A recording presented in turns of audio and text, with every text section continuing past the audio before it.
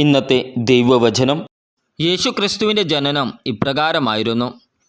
അവൻ്റെ മാതാവായ മറിയവും ജോസഫും തമ്മിലുള്ള വിവാഹ നിശ്ചയം കഴിഞ്ഞിരിക്കെ അവർ സഹവസിക്കുന്നതിനു മുമ്പ് അവൾ പരിശുദ്ധാത്മാവിനാൽ ഗർഭിണിയായി കാണപ്പെട്ടു.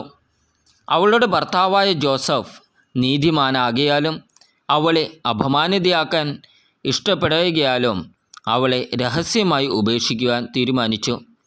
അവൻ ഇതേക്കുറിച്ച് ആലോചിച്ചു കൊണ്ടിരിക്കെ കർത്താവിൻ്റെ ദൂതൻ സ്വപ്നത്തിൽ പ്രത്യക്ഷപ്പെട്ട് അവനോട് പറഞ്ഞു, ദാവീദിൻ്റെ പുത്രനായ ജോസഫ്, മറിയത്തെ ഭാര്യയായി സ്വീകരിക്കാൻ ശങ്കിക്കേണ്ട.